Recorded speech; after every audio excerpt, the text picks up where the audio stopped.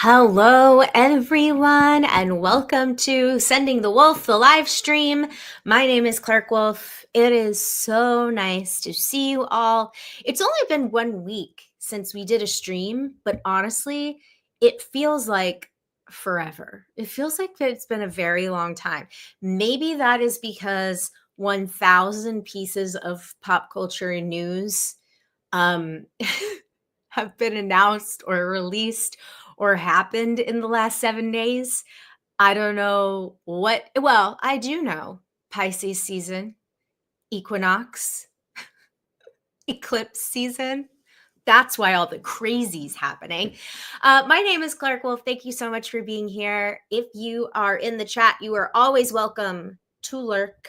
But if you'd like to say hello, please do. Please do. Oh no, my microphone.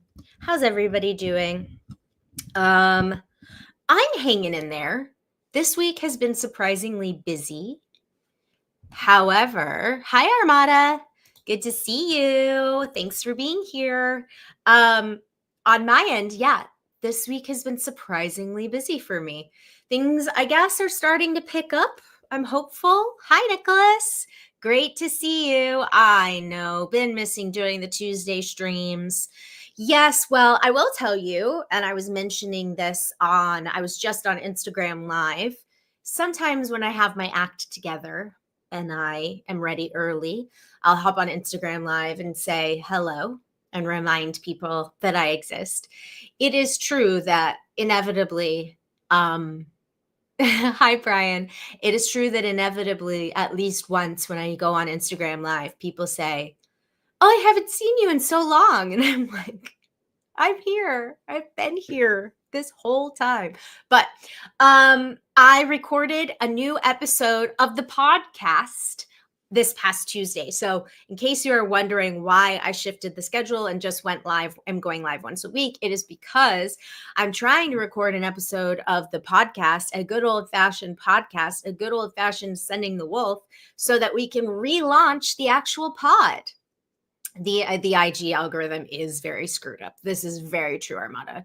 It's so true. But that's why, like, I will admit, maybe in the last year or two, as I started to engage with social media more, and people would be like, "Oh my God, wait, I haven't seen you since movie talk." I'm like, I used to be like, "Shut up, I've been here. Oh, I've been working so hard." But now I'm like exactly what you just said, Armada. I'm like, the algorithm is so screwed up. Like I take great pleasure in the fact that people are finding me again.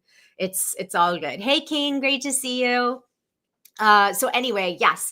Podcast is episode 1, or I guess episode 61, episode 1 of season 3. We just took a 5-year hiatus, is in the can. And I have to tell you a little tease. So I recorded an episode with Michael Verratti. Michael Verratti was on the original run of Sending the Wolf. I believe he chose When Harry Met Sally to talk about. Hey, Mike. But either way, but yes, he is a returning champion, much like Hector Navarro. And hey, Mirror. But there is no, there's not really like a movie, pick a movie and talk about its structure. It's more just, it's more a way in of like talking to a creative person, but then by proxy, movies come up. So in my conversation with Michael, we talked about the new Halloween franchise. We talked about Final Girls and slashers and all kinds of stuff. But we both were on the festival circuit last year with films that we were essentially, Michael, his story is fascinating. He made a feature with just a bunch of buddies, and hey, Alan, and really just did the whole thing on a super low budget, but just got out there and made the movie that no one was going to be able to give him money to make. And so we were both on the circuit with movies that were a blend of different genres. They weren't quite horror enough for the horror festivals. They weren't quite fill in the blank for the other festivals. Yeah, so it was a great conversation. The plan is those episodes are going to go live on Patreon. The new episodes are going to go live on Patreon early, and then the podcast will be released just on a general podcast feed when I have a couple more banked. And old episodes of Sending the Wolf are going to be up on Patreon as well. Brian, what is that? The Valnet article. What does that mean from the Wrap? Say more. I don't know. I don't know what that means. Yes, Andrew Thomas, almost summertime. Today's the first day of spring. Has anyone else's allergies been acting up? Because Rufus and I, poor Rufus, he just can't stop with itching. Poor guy. But oh, your haciendas are blooming. Nicholas says that he saw the Rule of Jenny Penn during its theatrical run. Uneasy, but a lot of fun too. I'm so glad. Oh, good. Thank you for bringing my attention to it. I'm so glad you checked it out. It's a weird, unique movie for sure, but I think it's one that is so specific, and it's going to be some people's favorite movies, and some people's favorite movie, and then some people it's not going to work for. So I think everyone with the Rule of Jenny Penn needs to go check it out themselves and form their own opinion. But I'm so glad that you saw it, Nicholas. Mira says they just got out of Snow White. It was okay, but still prefer the original. Gal Gadot can sing. I didn't know that. I am going to use my movie pass. I'm going to use my movie pass this weekend, or my AMC, whatever. In the suggested stories. Let's see. I'm clicking over right now. Ooh. La-da-da-da-da. The Valnet. Coyote versus Acme. I see you. Valnet. Okay. I will read more. Oh. But I'll read more about this. I knew I should have checked the Discord. I should have checked. Shame on me. I didn't do it. You just saw that like all happen in real time. The article. Okay. Digital media. Listen, y'all.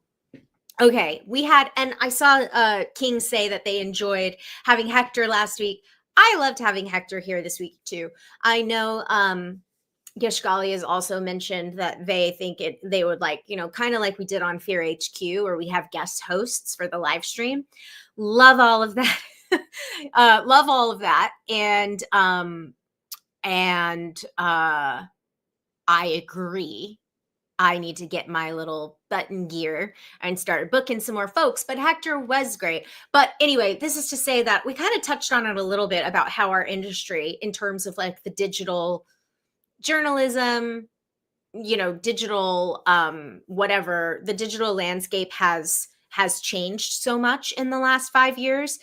In my experience, the jobs that I used to do are being done by influencers. So it's really kind of just like, basically what I'm saying is, instead of you hiring or contracting a person like me, it just sort of, the influencer kind of just does their own thing, and they are their own entity, which in some ways I think is great, because you have ownership of your content, you have ownership of your material, and no one can hire and fire you at will. It's like you work for yourself and you build your own.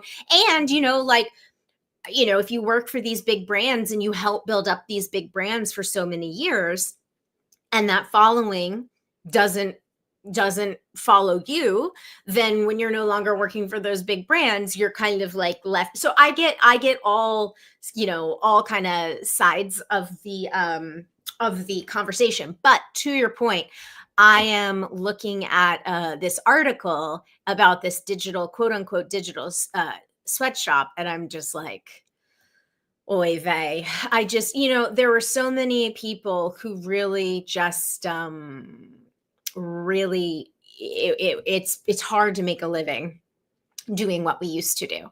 That's what I'll say. Anyway, Hector was great. Also, where is all my branding? StreamYard. That's okay. Hector was great. I loved having him. It reminded me how fun it is to have these conversations when you have a guest host and when we all get to hang out with chat. So we will definitely do that again.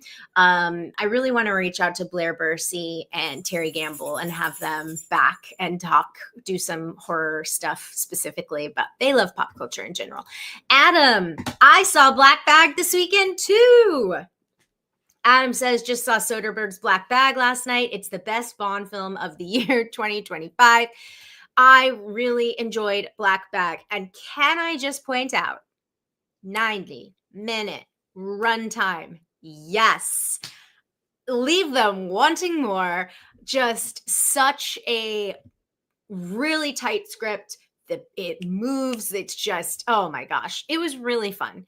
It was a really fun movie. It was sexy. It was smart, but not too smart. You know how sometimes there are thrillers that are you're just like, okay, I'm never gonna crack this. So why don't you just tell me? Like that happens. That's why, honestly, why sort of like the mystery genre is one of my least favorite genres, because I think I'm a relatively intelligent person, but sometimes these reveals are just so twisty turny that I'm like, who was what? Okay, fine. You win, movie. You're smarter than me. But Black Bag was really fun. I really liked it. And check it out. If you have AMC A-List, or if you have a Regal Movie Pass, or if you belong to an independent theater, please see this movie. I'm not one of those people who's like, oh, people say there's no original movies anymore, and then when there are new original movies, they don't go see them. Like, some of that to an extent is true. Some of that is also the studios do not let movies sit in a theater for long enough for people to word of mouth then go see them. And also marketing, it's very hard. Marketing is very hard to figure out right now. So that being said, though, I will be an advocate for seeing a movie like that in the theater, because, I looked it up and I think it was a $60 million movie? I mean, it was a relatively, considering how stacked that cast is, it was a relatively reasonably priced film. And I mean, for goodness sake, if you see Black Bag, every penny is on the screen. A lot of really cool action set pieces and contained, but still feels very big. I really, really enjoyed it. Great comment, Adam. Who else? What else do we have? I know, Brian. It is a tight 90. I know, we love it. Gish golly, Hector was great at explaining comic book lore without getting too into detail. It is his favorite thing. He loves explaining things. He loves explaining things to normies, especially when he's excited. That's how I am with horror movies. I really, really like talking to people about horror that don't like horror, because it's fun for me. Yes, Mirror says, Soderbergh did well this year. Presence has grown on me too. Alan says, have you seen Kafka? Probably the closest to horror Soderbergh has done since before Presence. Armada says, hope to see Black Bag soon. Watched Layer Cake recently and felt so stupid. Why did you feel stupid? Because you really liked it and you were like, oh, I should have seen this sooner. Sometimes mystery movies don't do the work to even make it possible something the audience would have gotten. Yes, this is true. I kind of feel like mystery movies at this point are just a little insane. King says, I finally watched Red Rocket since I liked Nora so much. It's pretty good, but depressing as well. That sounds about right for Sean Baker. Layer Cake is excellent. Hey, Stephanie. Happy spring. CSH says, so was the Black Bag reveal satisfying then? I thought so. I liked how they squared that circle. Thought it was a fun ride. Armada says Soderbergh for the next Bond. Yeah, Adam, you said that too. Yes, I'm seeing all these headlines. So weapons moved to August. Absolutely. And where is Andrew? I hear that Coyote versus Acme might be saved. You all know. Okay, I was just saying this on Instagram Live. We have we streamed 7 days ago, and I feel like everything that could have happened, just so much news. I mean, I cannot. It's a lot to talk about, so let's do it. Um, Oh, I see, Armada. Felt stupid from the story being kind of vague and convoluted at the same time. Might warrant us a better show. Well, sometimes just stuff's just not for you. That's okay too. No judging. Nicholas says, went back and saw The Monkey last night. I noticed that the actress who plays the aunt definitely resembles you. I know it's not you. The actress is Sarah Levy, but I was almost fooled. You are not the first person to tell me that I remind them of Sarah Levy, and I will say, when I was watching The Monkey, I was like, I see it. I see it. Yep, I do. There was another thing. I was watching something else where I was like, oh, that looks like me. Just a generic brunette at this point. But yes. So yes, you are not the first person to say that about Sarah Levy. Okay.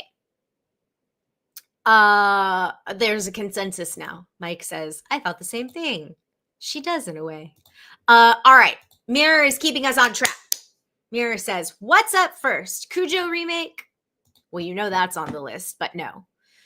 Up first, Andrew already mentioned it. You all know how strongly I feel. Yeah.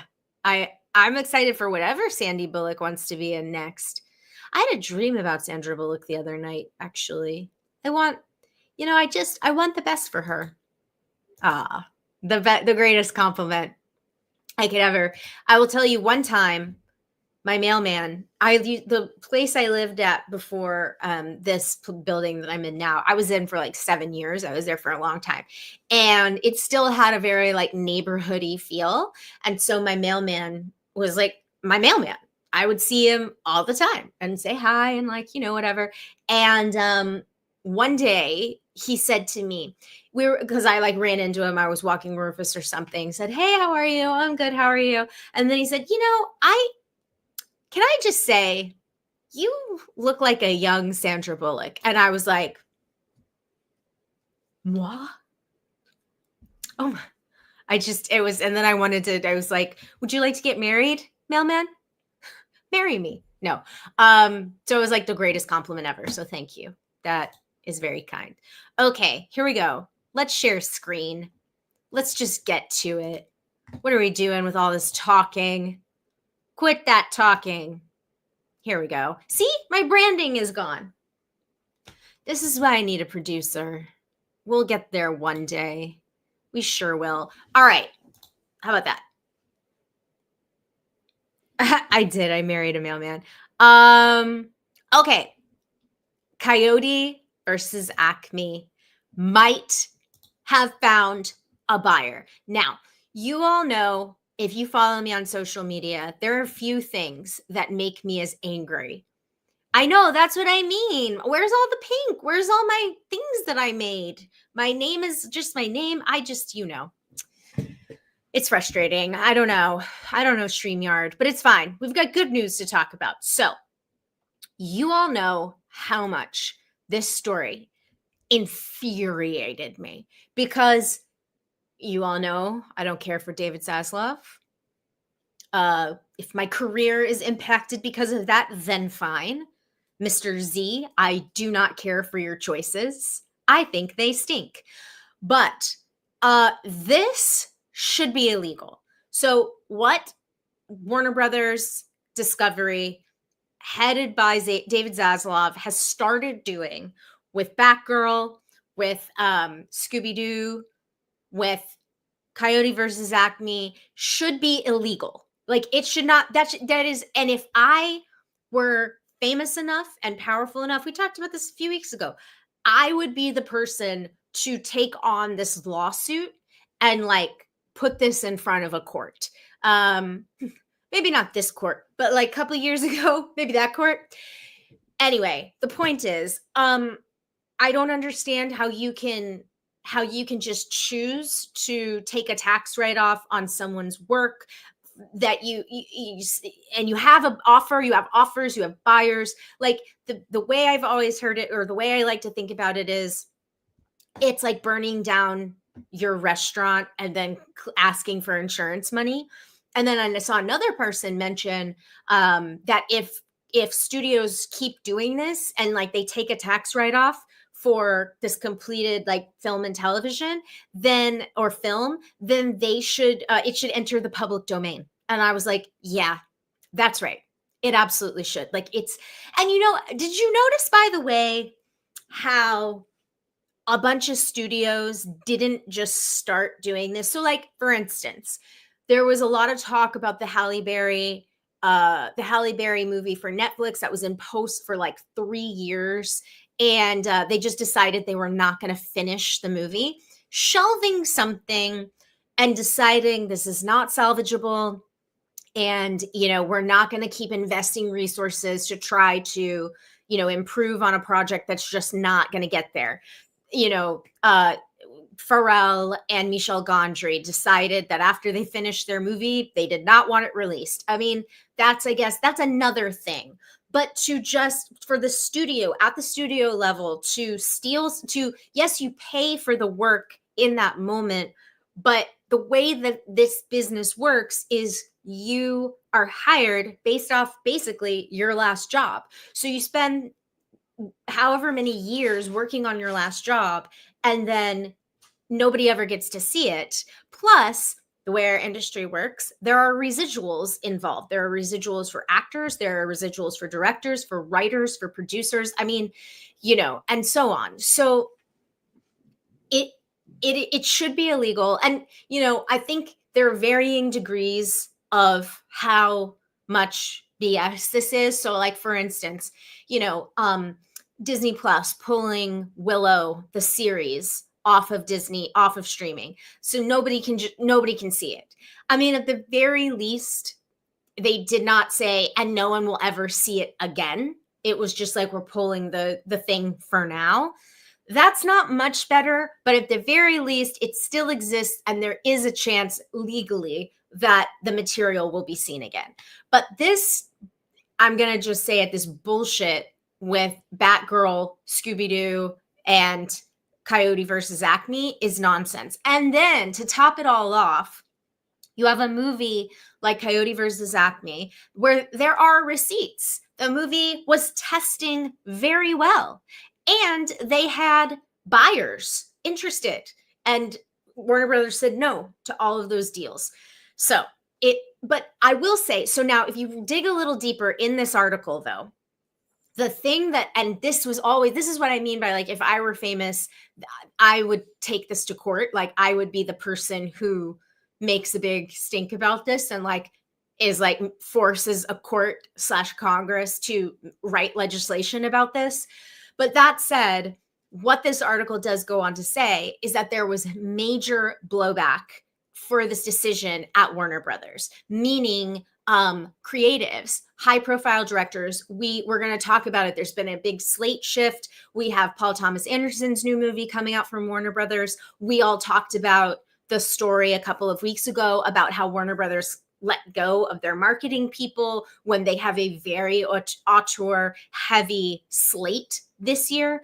But this is to say that Warner Brothers wants to position itself as the studio, and that's kind of been their brand for as long as recent memory, is we are a director forward studio. We want directors to feel like they are creatively empowered here. And so there was a huge kerfuffle with Coyote versus Acme specifically, where higher profile entertainers kind of were saying to Warner Brothers, why would we ever work with you all? You've done this 3 times with Batgirl, essentially cutting off those filmmakers, the 2 directors, careers at the knees. Thank goodness they got the Bad Boys movie.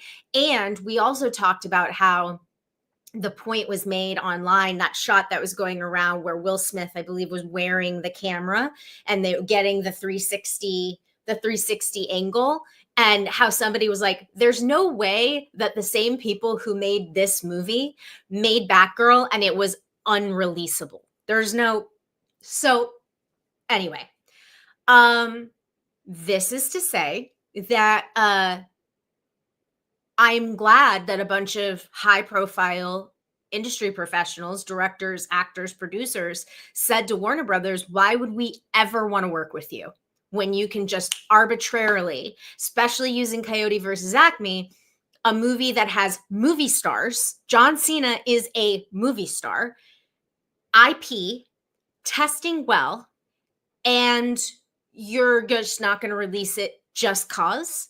So it does look like there is a new buyer. I went on a big, monologue just now. So let's go to chat. Yeah, public domain. I like that idea. Yeah, so Steven says, how is this legal? Okay, if you've been watching Fear HQ or any my live streams recently, I've been asking this question. I've been asking for clarification on this question because I understand the legality or the law that says that Discovery acquired Warner Brothers, and therefore they could have assets that Discovery, as they acquire this piece, decides they do not that doesn't fit with their, I don't know, their brand identity or their business, so they can take the tax write-offs when they've newly acquired. Yes. However, I'm under the impression that Coyote versus Acme, like I don't know. I don't know if that's how they're doing it. And then there was another studio, it might have been Netflix, that kind of was like, no, we're taking a tax write-off on something. And it was like, but how, this is only supposed to be for if you are newly acquired. And isn't it only for 12 months? So like the idea was last November, Warner Brothers had taken a, I don't know, several $1 million write down. And a lot of people assumed that that was Coyote versus Acme and it was a done deal. But it is looking like if the sale to the company is called Ketchup, if the sale to Ketchup goes through, then it wasn't that. So this is to say, I've never had somebody who is an industry accountant or lawyer explain this to me in a way that justified, okay, you just made this acquisition, fine. But now that you've had the business for all of this, like, anyway, agreed. And Steven says, I'm confused if the movie gets bought. Does WB give back some of the money they got for it being a tax write-off? So the idea here is that they didn't actually take the tax write-off yet. Alan says, my whole job exists so that movies don't get shelved, even if they're really bad. Just slap my name on. Yeah, Alan Smithy, that's right. You have done a lot for the bad movie game. Nicholas says, I really hope that's true. I agree that no movie should ever be shelved for a tax write-off.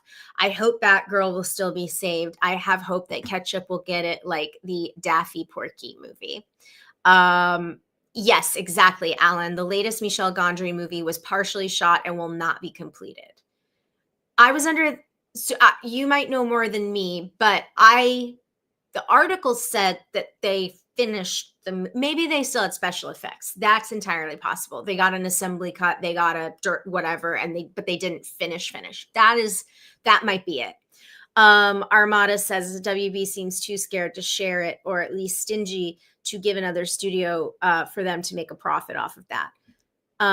Yes, and Stephen, this is the example I always give. ScarJo was willing to take Disney to court over Black Widow being on Disney Plus at the same time seeing it would cost her money. Yes, I remember this, and I think we talked about this exact example a week or two ago. Yeah, she was willing to go to court over it, and that's what needs to happen. Is like people with power need to wage the fight. There's just so much new technology. There's so much new everything, especially in media right now. And so laws are going to have to be created and rewritten. And I think that to me is Well, and this is what we go on strike for, right? And this is the whole deal. The whole deal.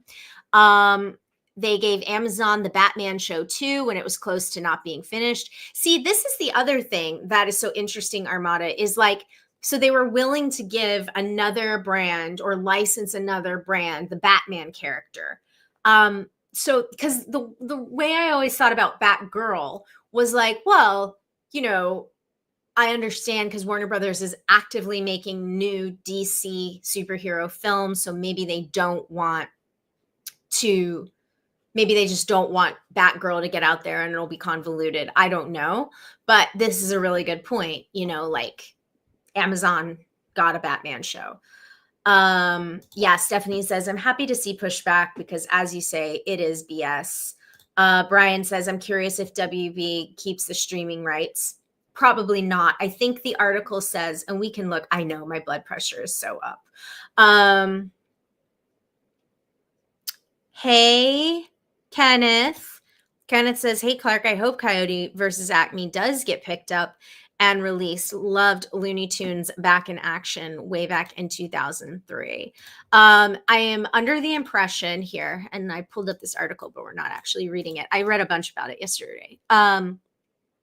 This would be all, I am under the impression it is all distribution or all US distribution. So Warner Brothers would not be, they would just buy it and then that's how it would go.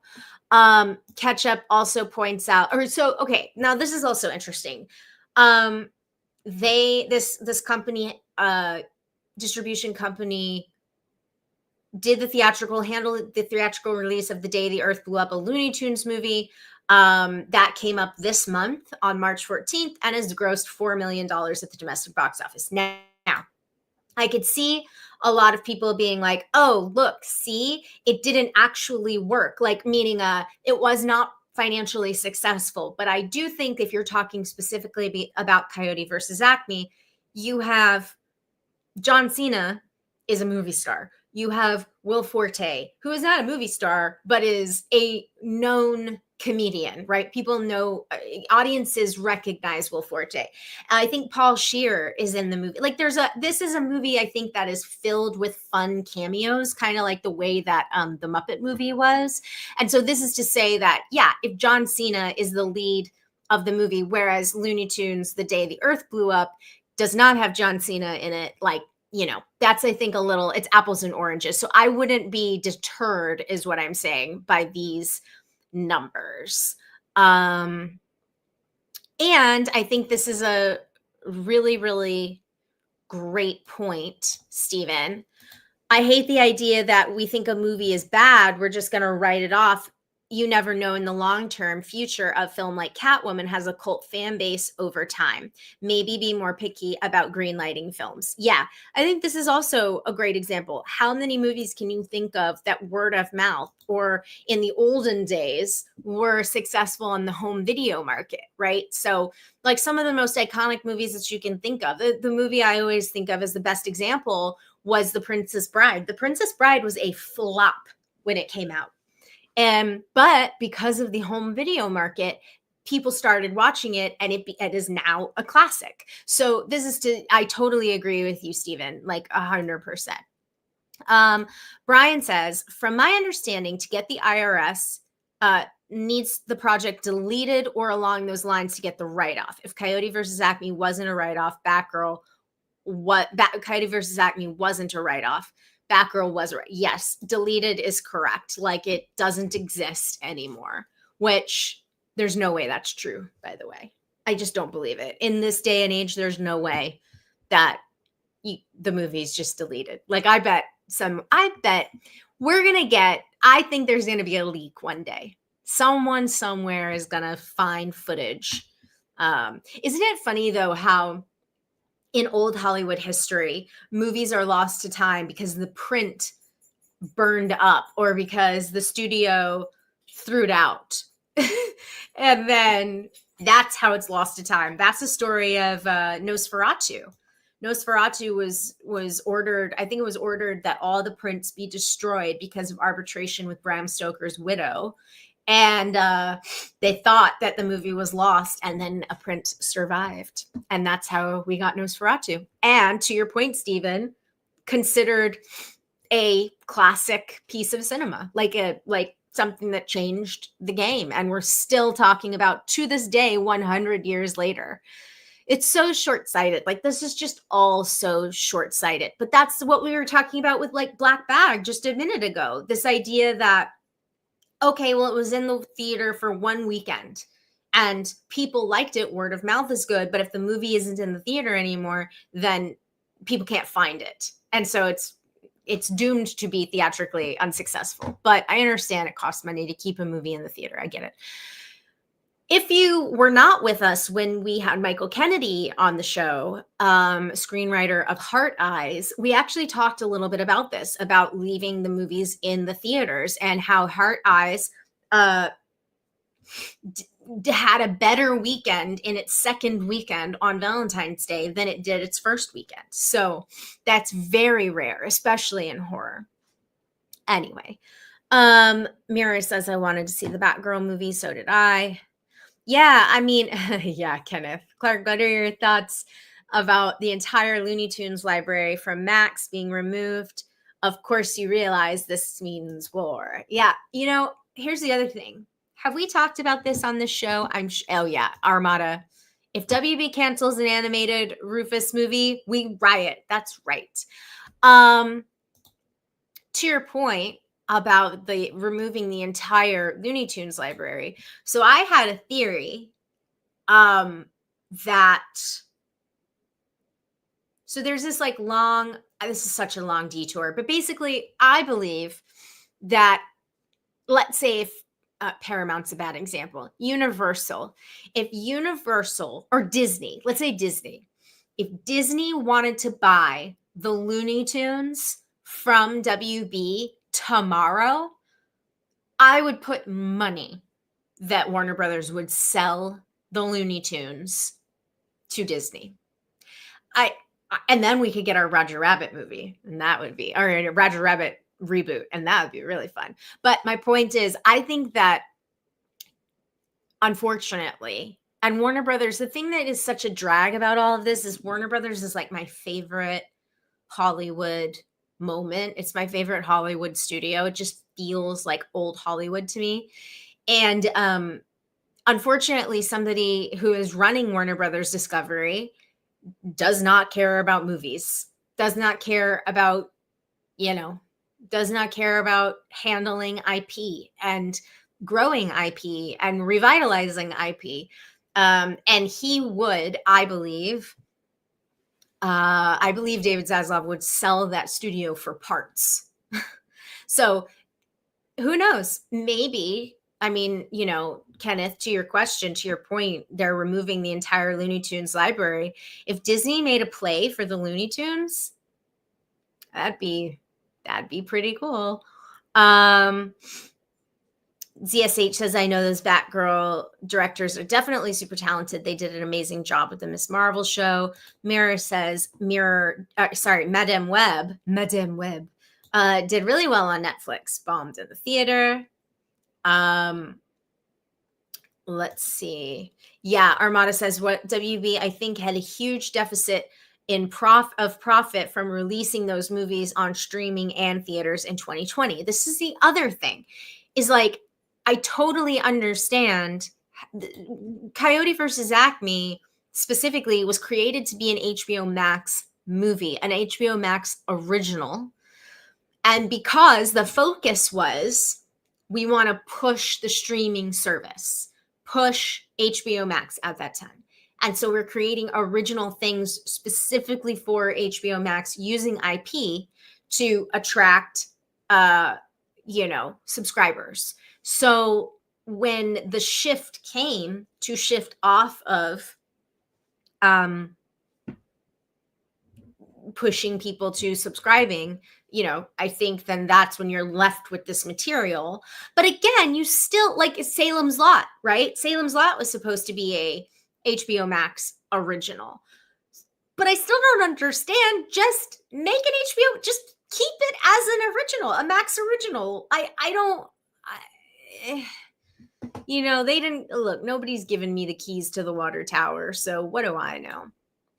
Kai points out Shawshank Redemption became a classic thanks to cable and VHS. Absolutely great example.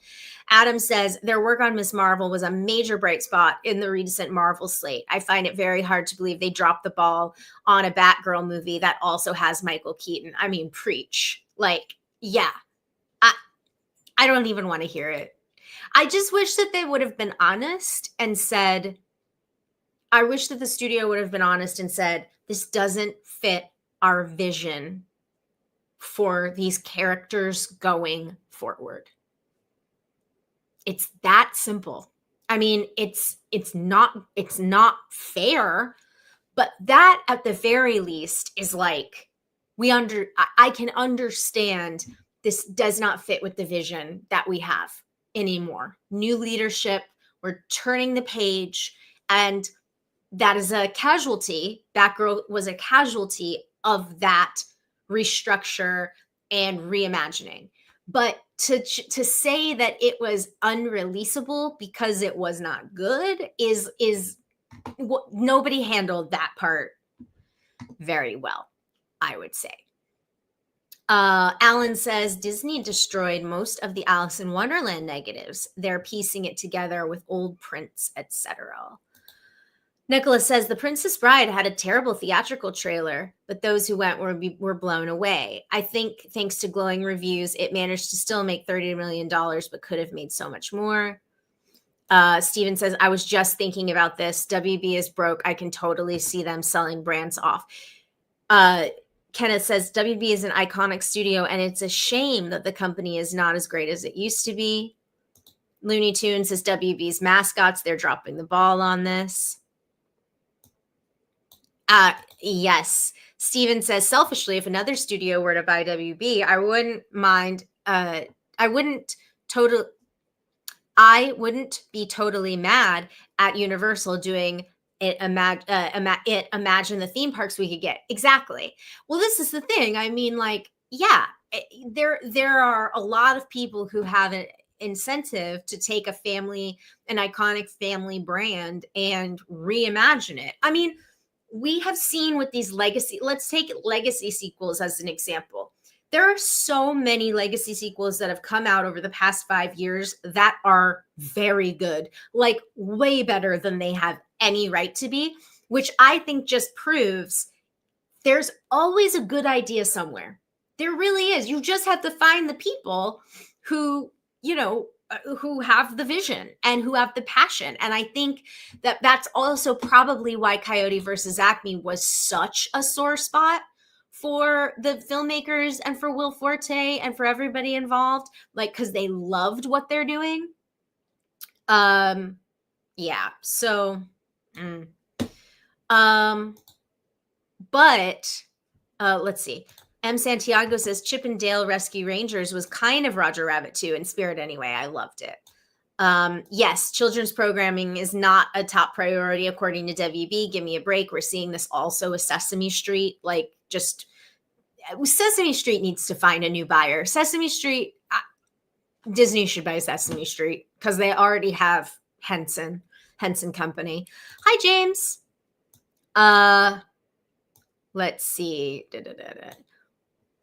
I mean, yeah, Stephen. I mean, that's also why it's like, y'all, just tell the truth. Let's see. Oh my gosh, this story, James. So I finally finished juror number 2, the rural juror. WB releasing juror number 2 on 50 theaters is insulting to Clint Eastwood and their decades-long partnership. So with this, I think by and large, this year's Academy Awards were filled with movies, some that felt like traditional Oscar movies, but a lot that didn't. There was not a clear front runner until late in the season. And if this is actually Clint Eastwood's final film, and you have this all-star cast with juror number 2, I do not understand why this was not the year to do the Oscar push. You know what I mean? It was so short-sighted. And I liked Juror Number 2. I finally finished it. And there you go. Let's see. Yeah, Sesame Street, Looney Tunes, Muppets crossover. No, yeah, Brian, I want to be very clear. I am not suggesting that Universal buy Warner Brothers. I am saying that I would put good money on the fact that if Universal or Disney went to Warner Brothers and said, "We want to buy the Looney Tunes IP," they would sell it to them. That's what I'm saying, not buying the whole studio. No, I agree. That would be disastrous for the industry. It would be disastrous. Let's see. Yeah, King says, I didn't even know about Juror Number 2 until it was already out. And I do wish somebody who cared would pick up Sesame Street. Yeah, Kai says that Leslie Jones's book, she claims that a lot was cut from Ghostbusters. I mean, yeah, I'm sure. And that's a little different. I mean, the director gets their cut, the studio gets their cut, like, yeah, for sure. I do think that I'm not saying this directly to you, Kai, but I do think that there is a line between like fan outrage of what they imagine in their head could have been and fan and industry professional outrage that a studio is just going to bury a movie that is testing well, has movie stars, is a family film, has IP, has all of the makings of a successful movie that you could make money off of theatrically, and then just tanking it and taking money from the government. Like, what are we even? Yeah. So, yeah, no. Hi, Adam. You enjoyed the rural juror? Yep. The rural, yeah, got to do it. And it actually, if you've seen the movie, it really is the rural juror. The last thing I'll say is if you ever want to go on a very nerdy deep dive, maybe this would be a good Wolfe's Call that I offer on Patreon. This would be a fun show, I think.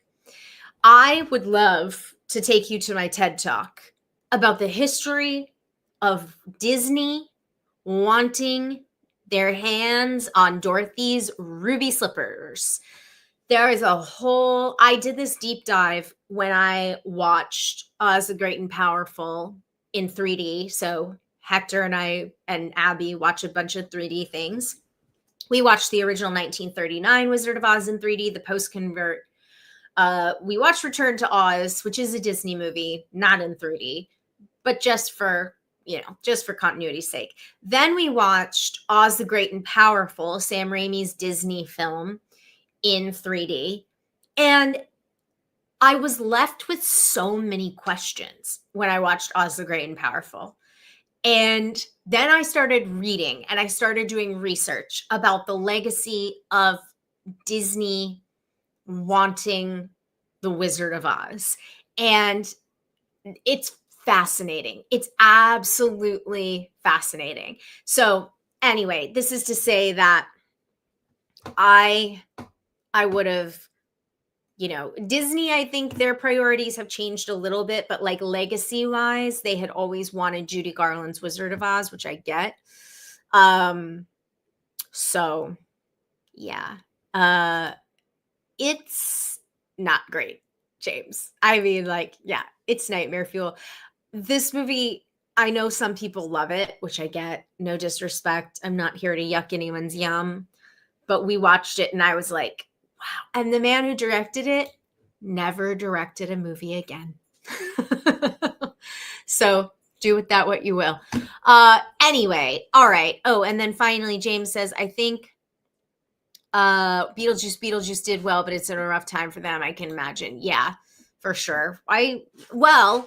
Let's get into that actually, because Warner Brothers, let's just, hey, all Warner Brothers all the time. Here, give me TikTok was okay in Return to Oz. Yeah, TikTok, who knew?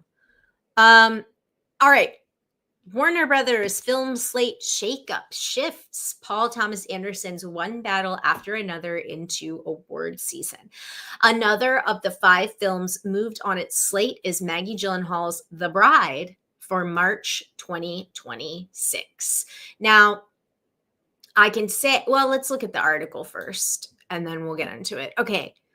One battle after another, which we got our first look at today, which I pulled so we can watch that in just a second. This is a crime thriller starring Leonardo DiCaprio, is moving from its August 8th release to September 26th. The film will still get its planned release on IMAX screens, including select theaters with 70 millimeter, and will now also get a special release in VistaVision, the extinct film format recently revived by the Oscar-winning drama The Brutalist. Sources say the Warner Brothers will give the studio more time to prepare the prints and projectors for the release. The move also situates the film the more traditional period for awards contenders this fall. So, Heroes Reforged. Oh, hi. Well, listen. Good news. Good news. They are not, there's a reason that they're moving The Bride, and it is not a bad one. So we'll we'll get to that. Not Creature Commandos, yeah. Okay, so Mike says they've heard The Bride is great. I was going to say there have been a lot of test screenings of The Bride as of late. I got an email about one, but I did not go. I couldn't go for some reason. I will say, Heroes says, very cool to see more high format 70 millimeter prints being made. I'm glad that Warner Brothers is taking the time to ensure that the prints and the projectors are up to snuff, because as you know, I just saw Nosferatu in 35. Oh, that's 70 millimeter. I saw it in 35. The projection was trash. One of the worst things I've ever seen with my eyeballs. It was not, the movie was trash. The projection was trash. We should have all gotten our money back. If my friend had not treated me to my ticket, I would have asked for a refund. That is true. That is true. It was that bad, which then led to me insisting on seeing Nosferatu for a 3rd time, but we saw it in IMAX, and that was the best. Okay, now let's talk about The Bride. Yes, this is true. This is Adam. Is this Adam in Heroes speaking as Heroes Reforged? Is that you, Adam? I think I know an Adam Lavick when I see one, but correct me if I'm wrong. Hi, Acres. Good to see you. Hi, Stacy. Okay, so let's keep going with this, though. So I think that Warner Brothers is definitely betting on Leo DiCaprio, Paul Thomas Anderson. Yes, you have. Yes, you have. Yeah, when it's bad, it's unwatchable. Alan says I'm winding through film as we speak. 35 Excalibur. Too bad it's pink. Yeah, a lot of times it is. Okay, this is one of this big, as we were just discussing, the film, Paul Thomas Anderson's film, is one of several big auteur-driven gambles for Warner Brothers, with a reported 115 million production. Oh my God. Movies do not need to cost that much. That's just, that's way too much. I hope this is a huge success. Like, okay, here's a question. I'm being serious. Yeah. So here's a question I'm seriously asking. Does Warner Brothers, does anybody who's greenlighting auteur-driven, Mickey 17, great example. Okay. So that Bong Joon-ho deserves, he's a master filmmaker. He just won the Best Picture Oscar. He deserves to have money to make the movie that he wants to make. He has earned it. He has earned that right. Okay. But if Mickey 17 cost, let's look. What was the exact budget? Or what is it what we think? Okay, $118 million after factoring in tax rebates. They spent another $80 million on movie marketing, okay, including a $4 million spot during the AFC Championship. All right, so after tax rebates, which means that $118 million is not what that movie cost, but let's just go with that. And then, so let's round it up to 120, and then we're going to add the 80. Mickey 17 was $200 million. Okay, let's say all in, marketing and production. Okay, so in order for that movie to just break even, in a climate where we are all constantly seeing that attendance for seeing films in theaters is down. Barbie's an anomaly. Oppenheimer's an anomaly. You have arguably the biggest female movie star. You have Ryan Gosling, who is a big movie star. You have Barbie IP, and the movie's good. Great. That movie makes $1 billion. Okay. Oppenheimer. You have every A-list actor you can think of. It's Christopher Nolan. He is a brand in and of himself. That movie makes almost $1 billion. Okay, great. Moana makes a ton of money. But this is a long preamble, but truly, how does any studio executive look at the math of $200 million on Mickey 17 and go, yes, this movie is going to make $200 million to just break even. But in order for us to really turn a profit, we're going to need this movie, this weird no IP movie, high concept movie, to make $300 million theatrically, worldwide. What were they thinking? Like truly, I don't understand. I don't understand how that business logic, it doesn't make any sense. And I'm sorry, but it's the exact same thing with PTA's new movie. Like, okay, so hold on. We just got breaking IP news. The Jason Bourne franchise is leaving Universal. OMG. Wait a minute. So, okay, James points out There Will Be Blood is PTA's most successful movie, but if it had had that budget, it still would have lost money. Exactly, James. Exactly. That's what I don't like. We sit here every week and we talk about this stuff. And as a person who is working in this business, trying to get a movie, I'm trying to get $10 million to make a movie, not for me to direct, but to make a movie based on a book by a best-selling author. Like, I just need $10 million. And it's just a no, no, no, no, no. We look at horror and we go, yeah, if we can keep the cost under $5 million and the directors want to keep working at that price point, I do think that that's important.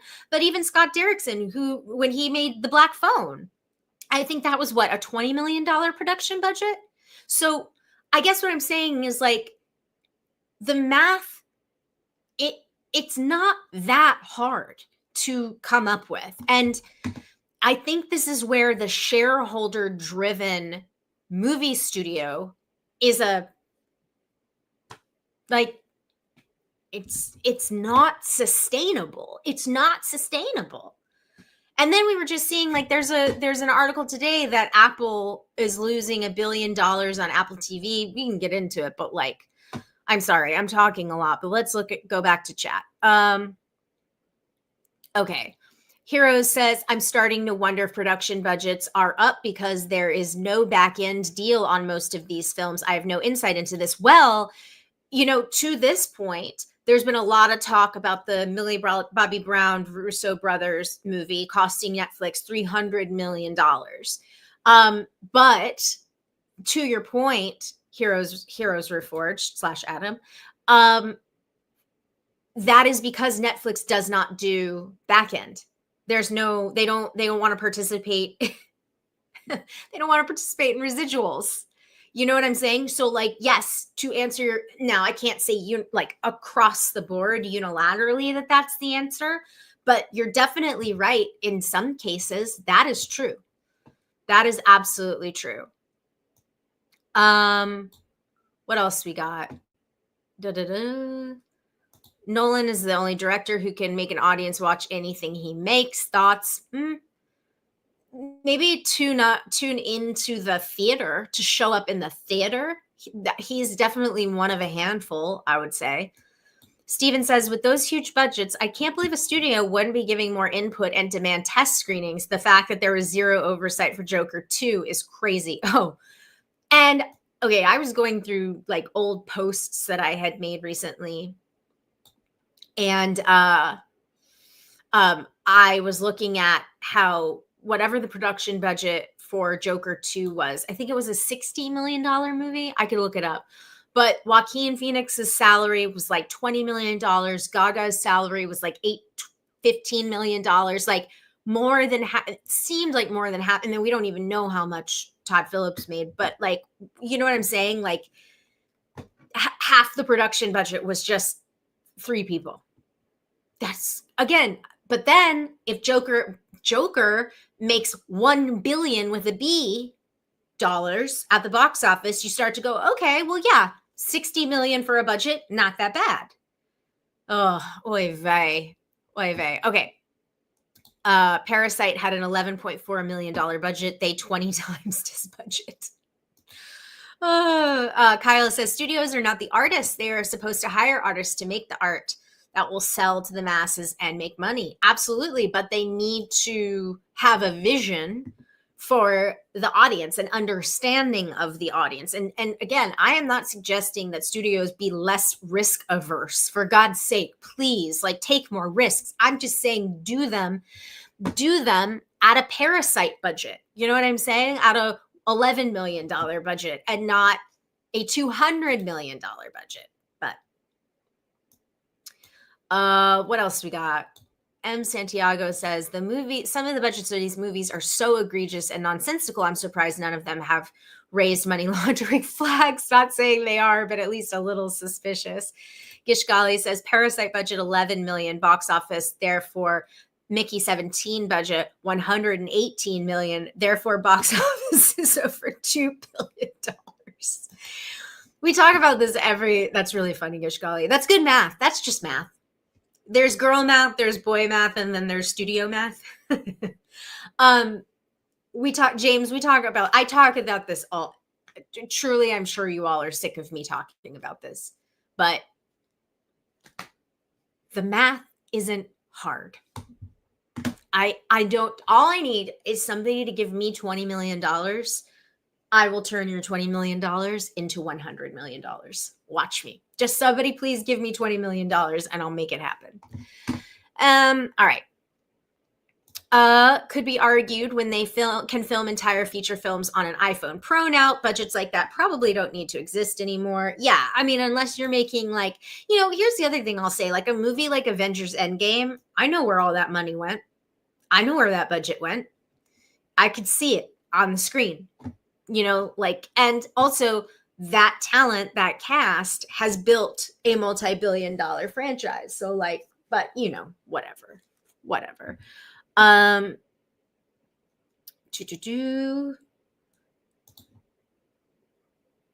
Joker, no.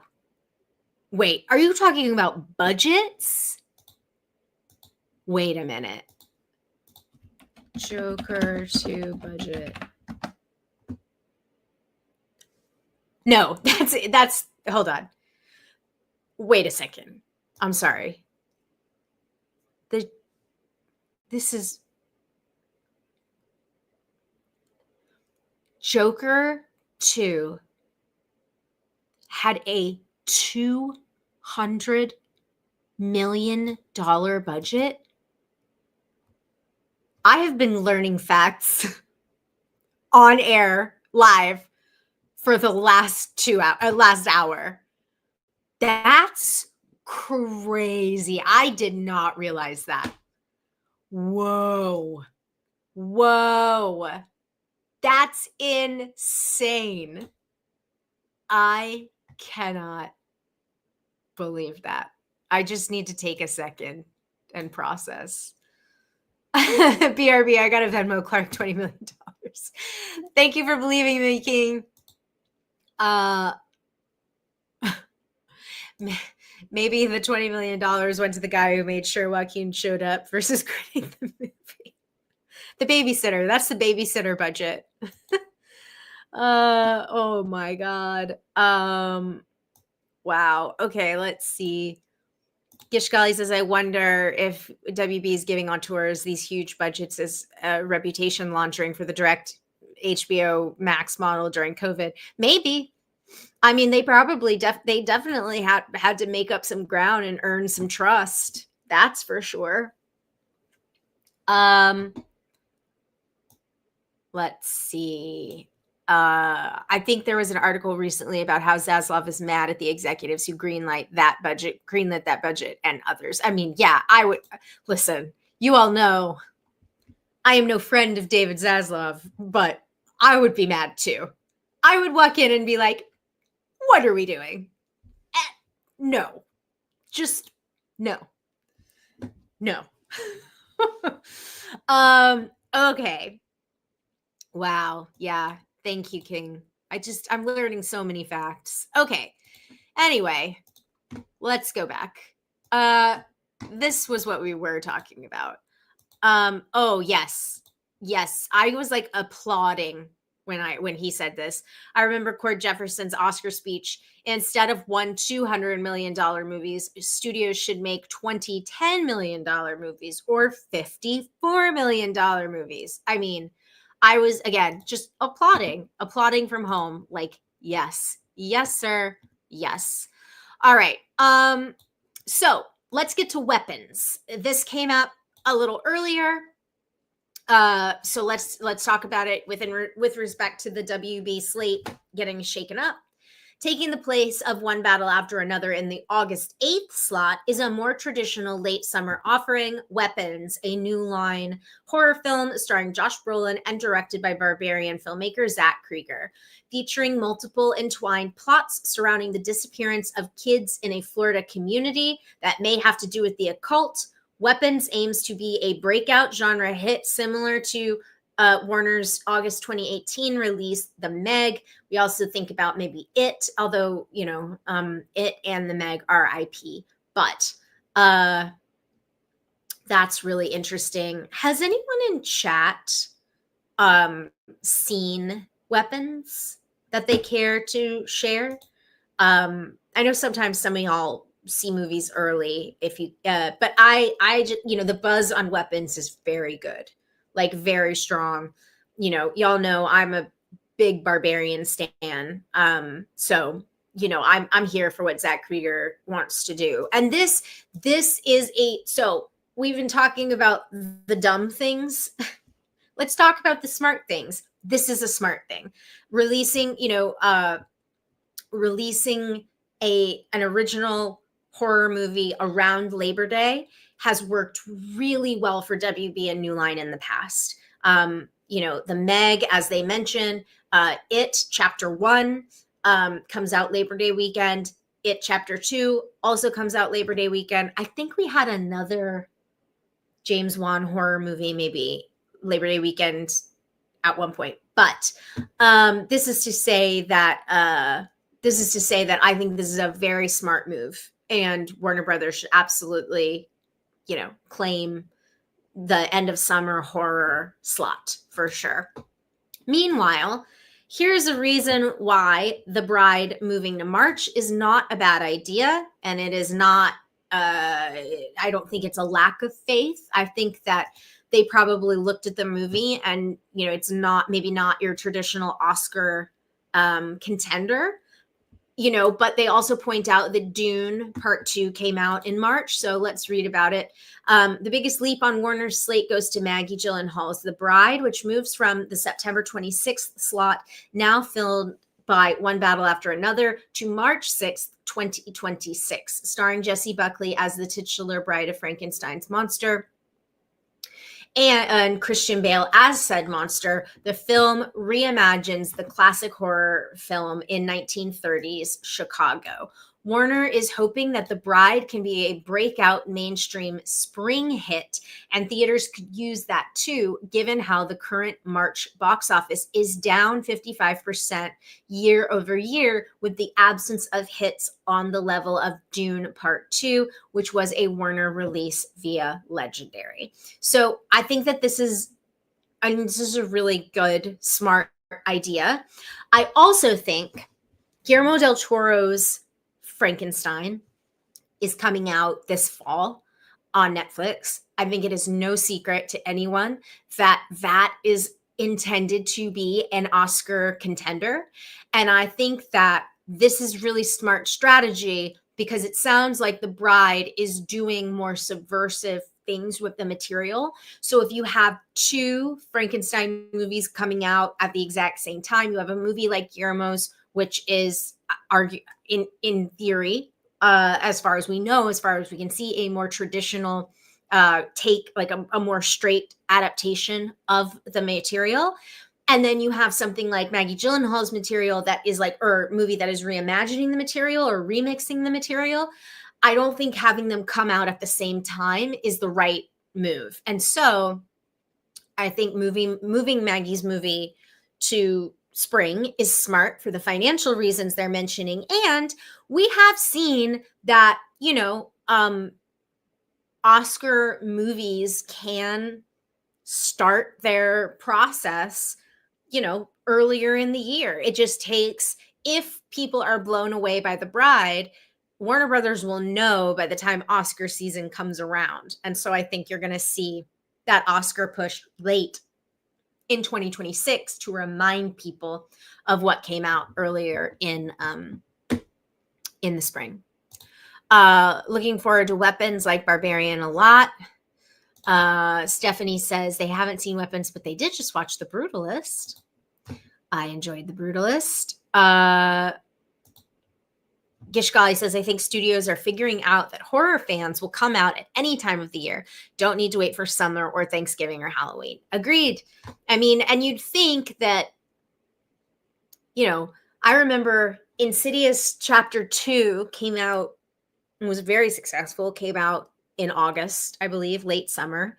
Again, The Meg, It Chapter 1, It Chapter 2. I mean, these are making hundreds of millions of dollars, and they are Labor Day movies, and they're all R-rated. That's the other, not Insidious, but the three Warner Brothers movies. So I think that's a good perspective to have.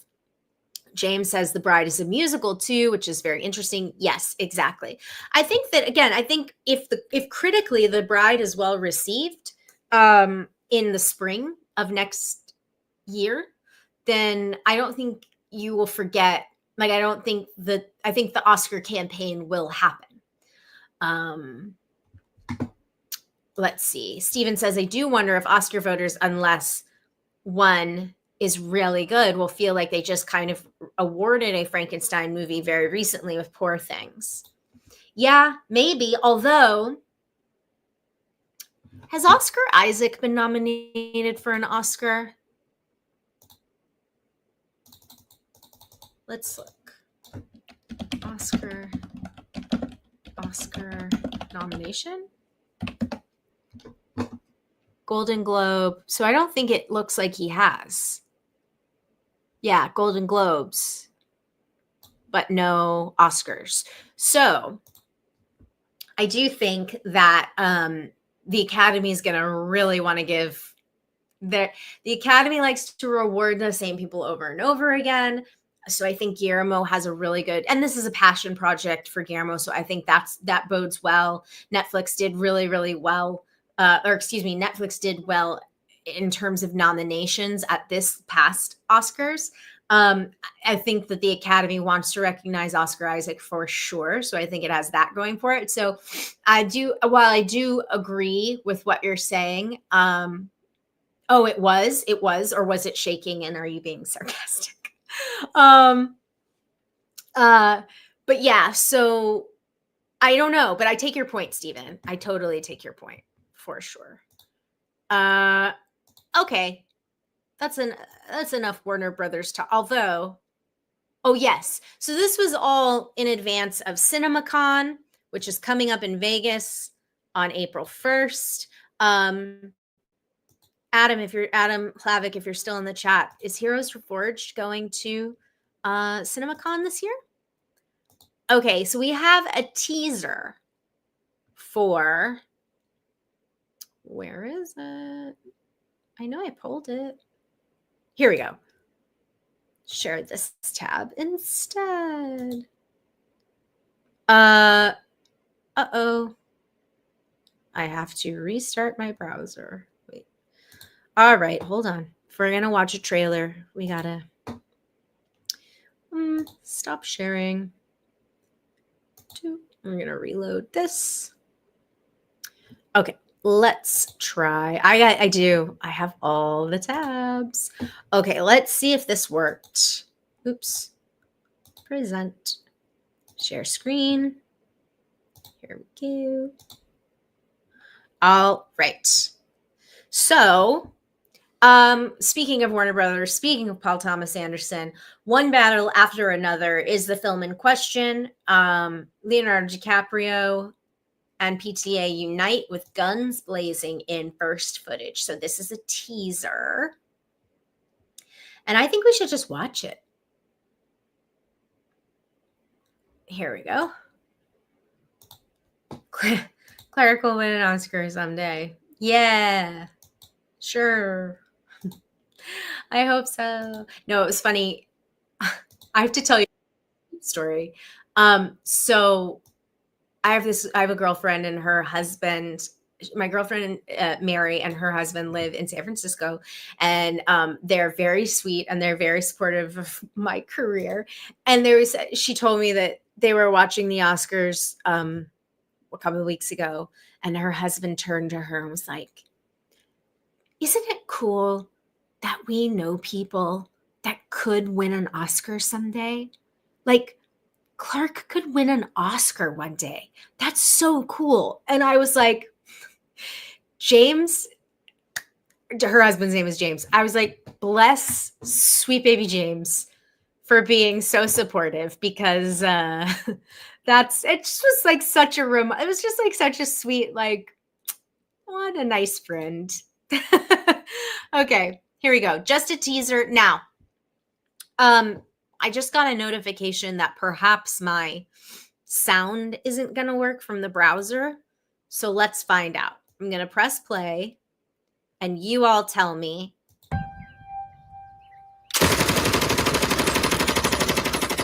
That sound. Did you hear the sound? And then I will start it all over from the beginning and make it full screen. You did hear it. Okay, great. Thank you. All right, here we go.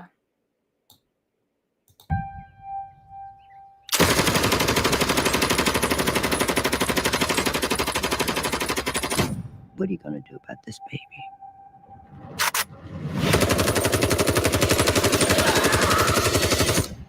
Just when you think you got a handle on things. Okay. Trailer next week.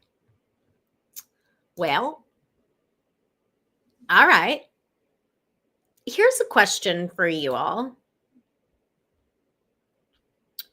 Has PTA made a movie set in present day?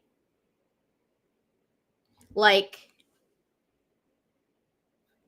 Magnolia, There Will Be Blood, Boogie Nights, Licorice Pizza, Phantom Thread, The Master. Magnolia, I just said, yes, I said it. And I was like, no, that was set in the 90s. Yes. And Hard 8. Okay, thanks, Adam. Oh, Punch Drunk Love. Yes. Okay. I know a lot of people. Well, how do you all feel about PTA's present day work? I know a lot of people love Punch Drunk Love. I have, it's not a take because I recognize that it is Hector. The most Resident Evil was set in the future. Not that Paul Anderson. Silly. Um, yeah, There Will Be Blood, King says, is their favorite PTA and one of their favorite films. Me too, King. I do not have a hot take. I have an opinion that is unpopular, which is, well, it's not even unpopular, it's just my own. I'm just not, I'm just not, I don't like most of PTA's movies, but as you just said, King, There Will Be Blood is not only one of my favorite of his movies, it's one of my favorite movies ever. And I think it is like American cinema. Yes, There Will Be Boring. Yep. Phantom Thread was I was lucky. I got to see Phantom Thread in a good circumstance in that it was free and I think I got popcorn and candy. So I didn't mind Phantom Thread. I can watch Daniel Day-Lewis do most anything. I do find him really compelling. I was saying earlier that I just rewatched Gangs of New York, which is a flawed movie in many ways, but Daniel Day-Lewis is just like insane. So good. Nicholas says Punch Drunk Love is my all-time favorite movie. I expect mudslinging now. No, I know so many people that love Punch Drunk Love. James says didn't love Phantom Thread or Inherent Vice. Hey, Kate. Good to see you. Mike says I would have been shocked if you didn't like There Will Be Blood. You know what's funny? At first I didn't. The first 20 minutes being, or however many, whatever the runtime is, the first couple of minutes, the first opening prologue being wordless, I remember kind of being like, eh. But then obviously now I appreciate it and I loved the movie by the end of it. James says, I do love Punch Drunk Love, my favorite of his. Next 10 Wolf's Calls will be working through the PTA catalog where I will meticulously explain why all of your opinions are wrong. Again, I don't think I'm right. You know what I mean? Like there's some things, do you all ever feel that way where you're like, no, I know I am not right. This is just for me. Like I know that I am the problem, much like T Swift. I am the anti-hero. Oh my God. Kate says, my husband laughed so hard at the end of There Will Be Blood. I was almost embarrassed. Oh, I love it. I love it so much, Kate. That is, I Drink Your Milkshake is truly one of the most joyful. Oh, and Eli Sunday, Paul Dano is so good in that movie. And that character is just so punchable, right? It's just chef's kiss. It's so good. I'm finished. He was out of his mind laughing. That's so funny.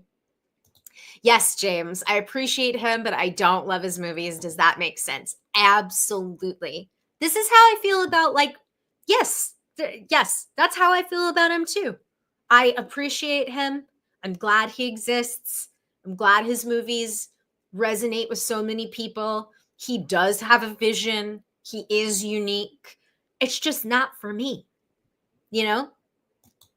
I will say though, I think that people do the master a lot of favors. I don't think that movie squares the circle.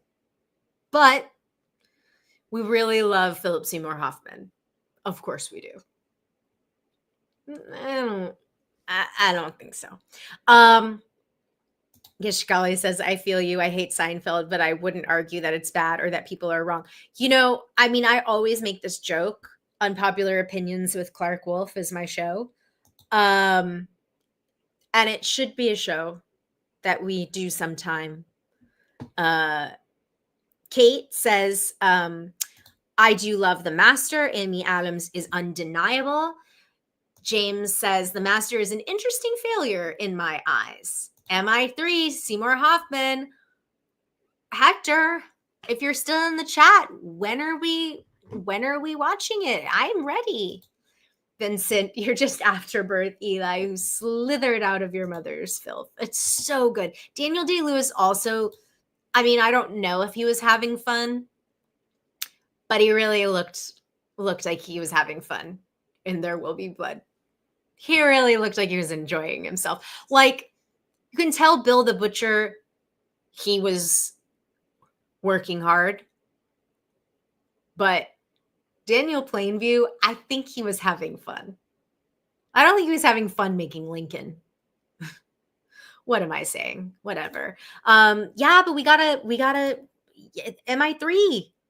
We gotta make our plans. I saw the Transformers movie in a theater with the director of photography of The Master. Oh, that's cool. Did you talk to him? Did you tell him you loved his work in Transformers? The Avatar movies are incomplete if they're being viewed in 2D. That's another one we're going to have to watch, Hector. Although I have a feeling we're going to get a theatrical 3D theatrical release. Oh, I never texted my friend about the 3D Jaws. I got to ask her about that. Best one is Rogue Nation, Hector. I do love Rogue Nation. That's my favorite. As far as I can remember, James, and admitting I haven't seen 3 or all of Ghost Protocol or any of Dead Reckoning. But Rogue Nation is my faves. Oh, I love this. What a compliment.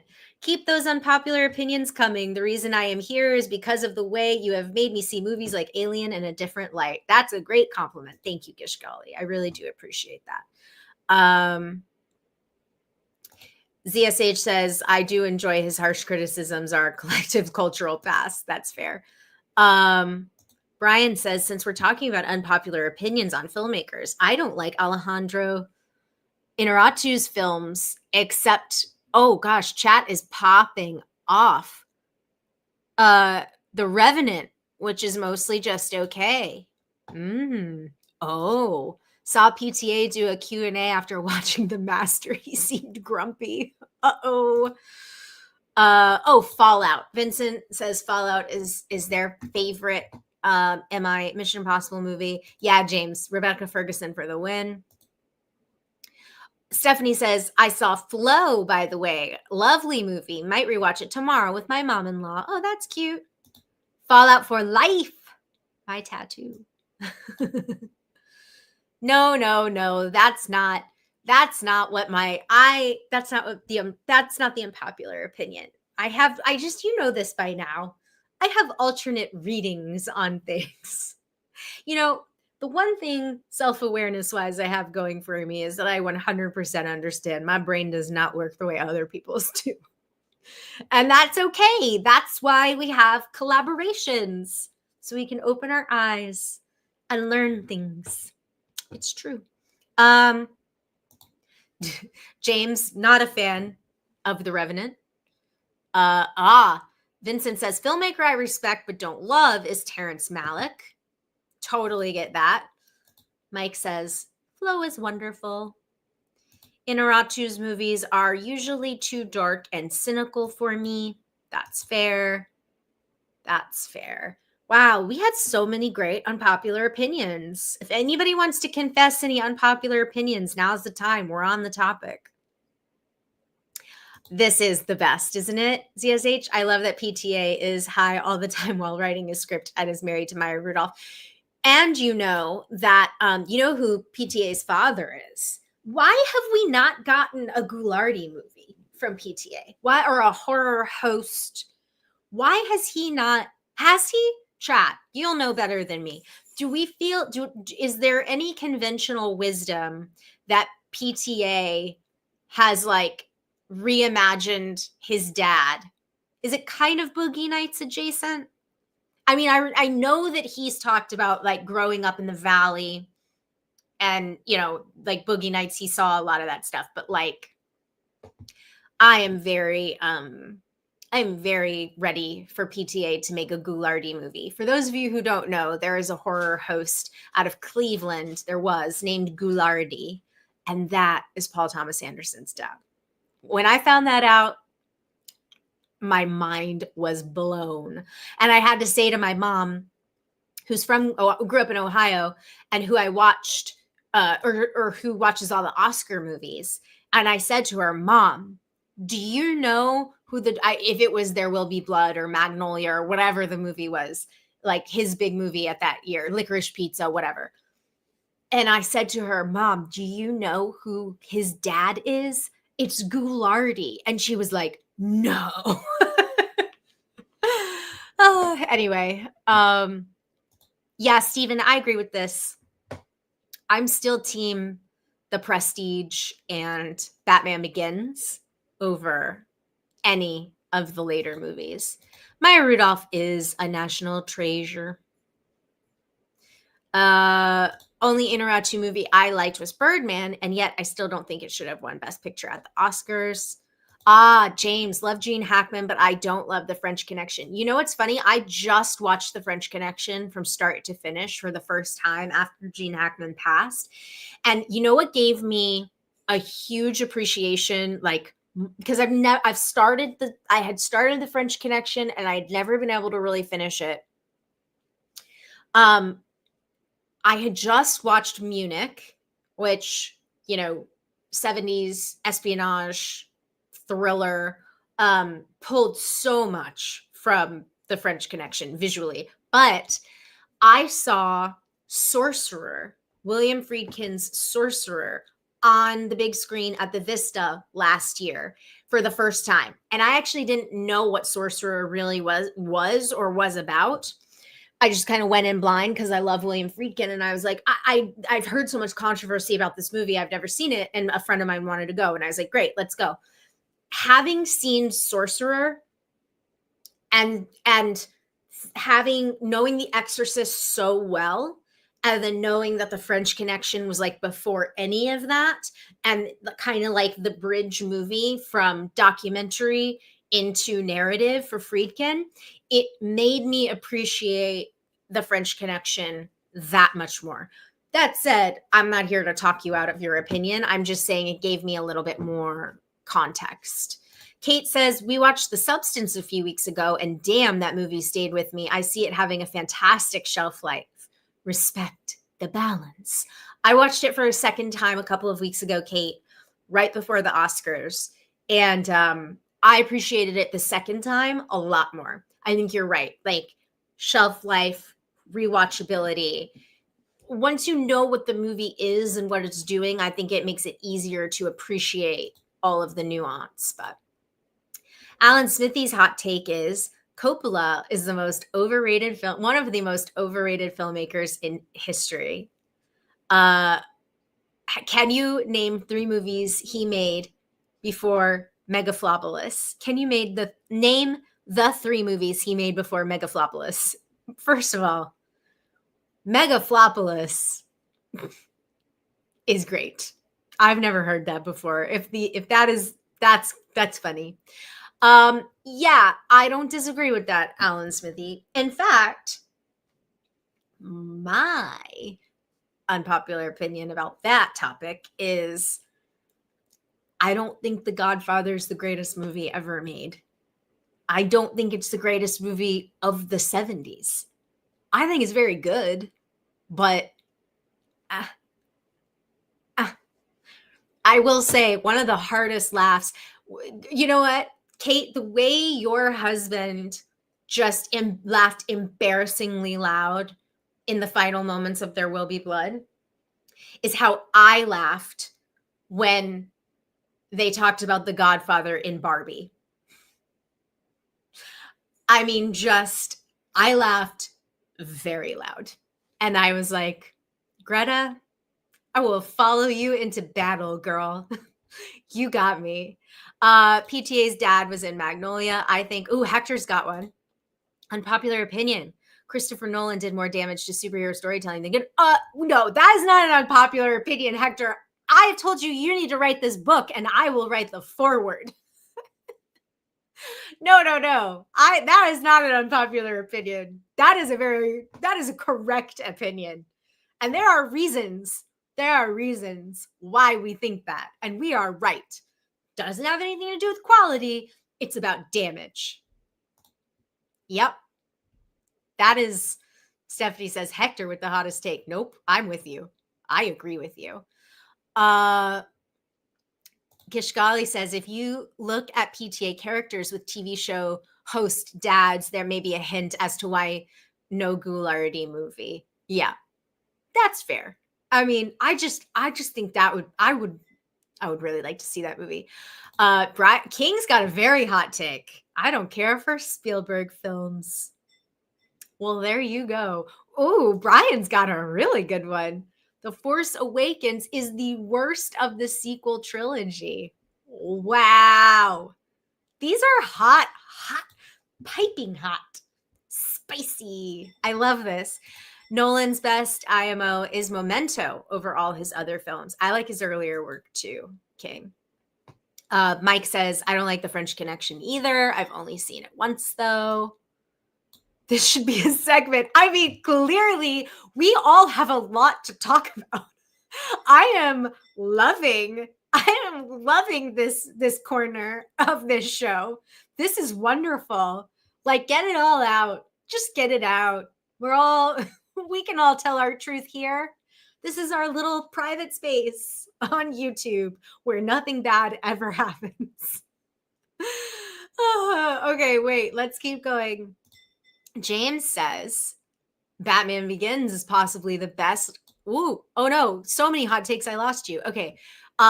Possibly the best live action Batman movie. The Dark Knight loses it in the last 45 minutes. Two-Face is too much for the movie to handle. James, I agree with you.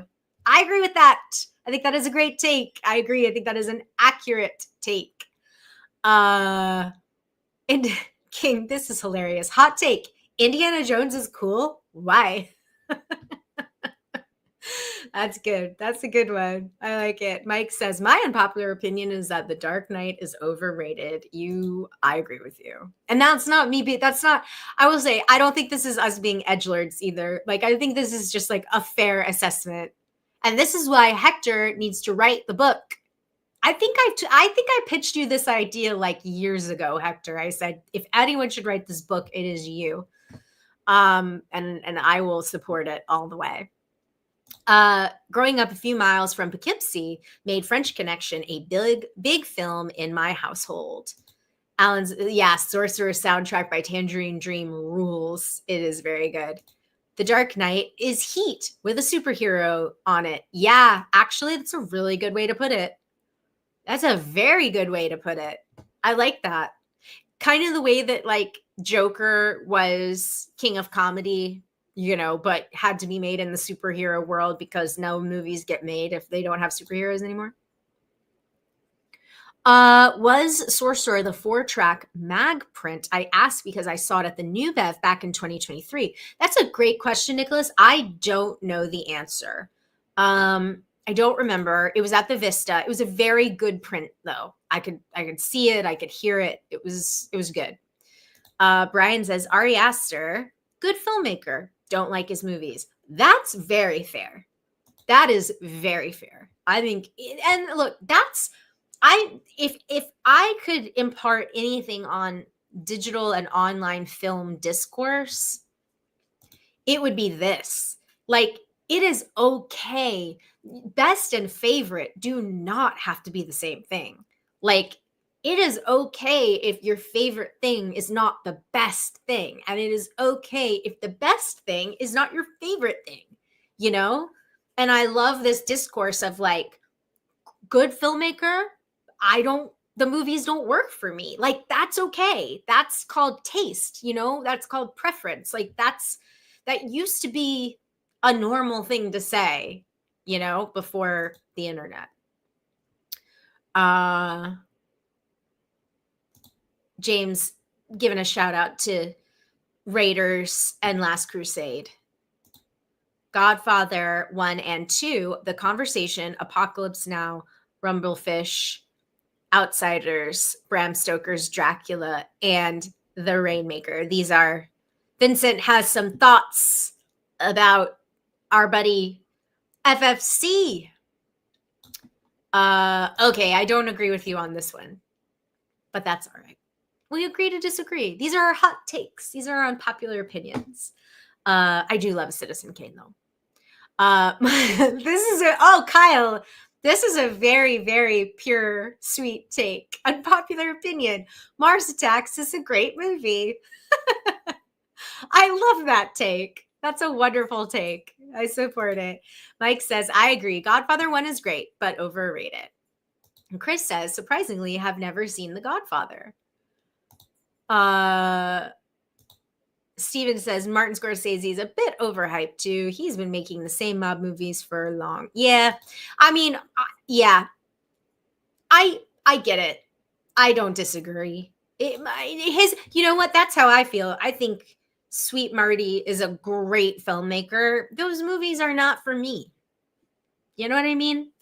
I think, honestly, what we're getting at, and it's why I started the original iteration of Sending the Wolf, was like, okay, let's look at this AFI list, or let's look at all of these AFI lists, and let's talk about these movies. Like, because the people who made those AFI lists were a very specific demographic of people.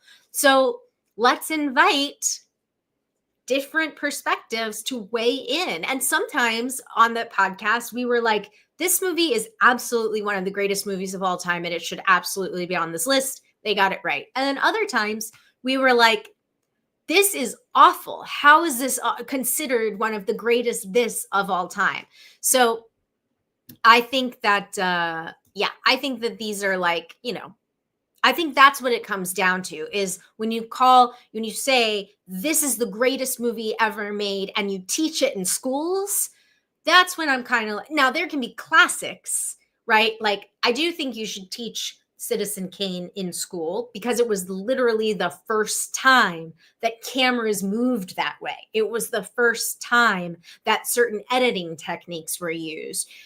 You know, Orson Welles gives a performance like through generations. So I do think that that's worth being like, this is a classic. This is considered one of the greatest movies ever. Here's why. Versus sit down and study The Godfather because it is the greatest movie ever made definitively. And I'm like, no, it's not. Who decided that? I know who decided that. And that's why I like Barbie. Okay.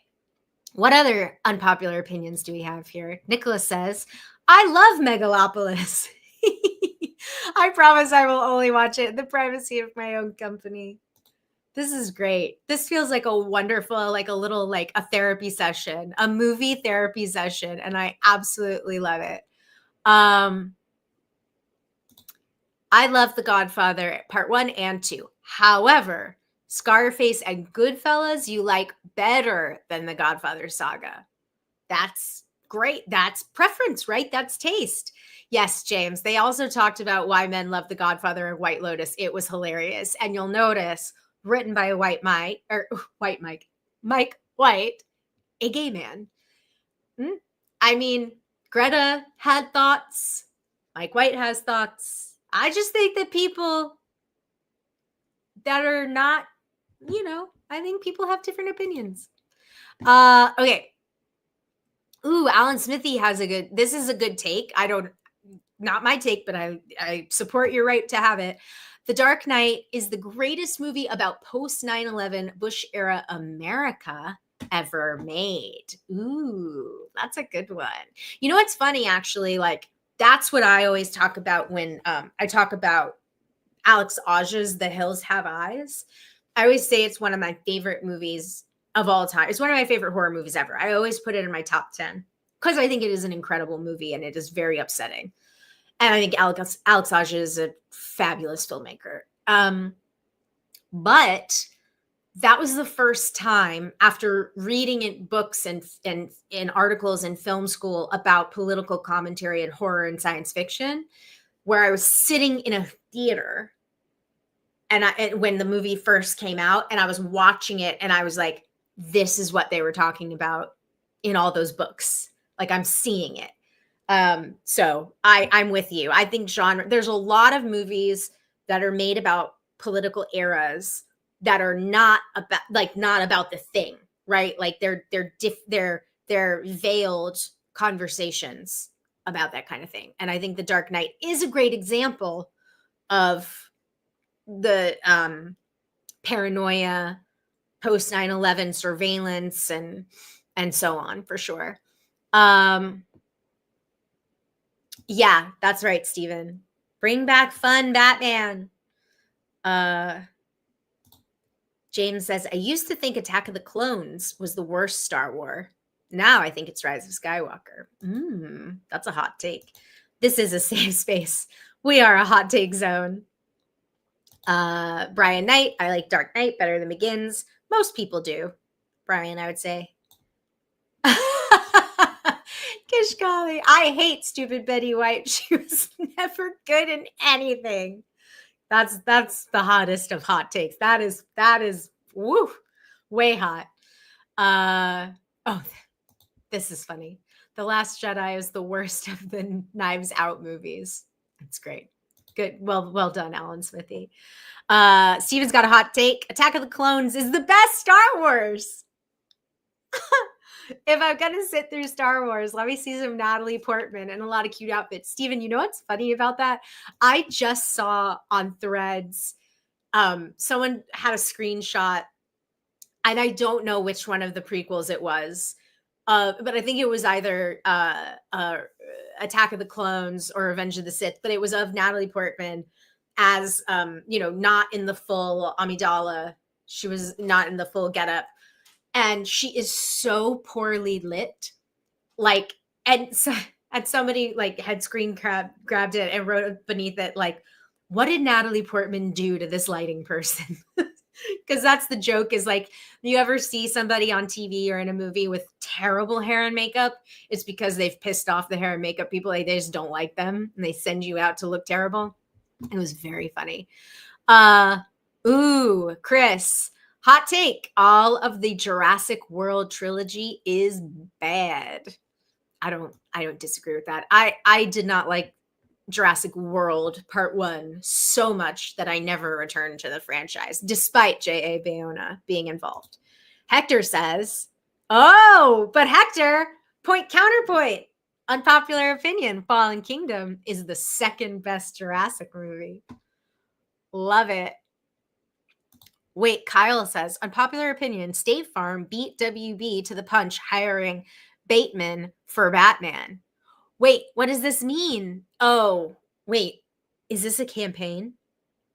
Stephanie says, I should watch The Godfather at some point. I do really like the Godfather saga where they do it chronologically, but I don't know if that's the way you should watch it. Maybe you should probably watch it part 1, part 2. And then if you like the saga, like if you like those two, watch them chronologically. That's kind of fun. CSH said, love The Sorcerer in the same way I love Fitzcarraldo. By the way, did you see Herzog on 60 Minutes lately? No, I did not. Kate says, totally agree. This is funny, James.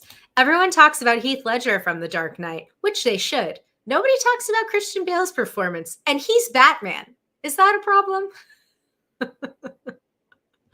Well, we did. Were we talking about? Oh yeah, Hector and I were talking about it last week about how, like, I think that Christian Bale is a better, like, I don't know if he ever nailed. I think this is scripting, though. This is intent. I don't think it's a performance issue, because I think Christian Bale is an insanely talented actor. I just think that they never really, Nolan's trilogy never squared the circle between Batman and Bruce. You know what I mean?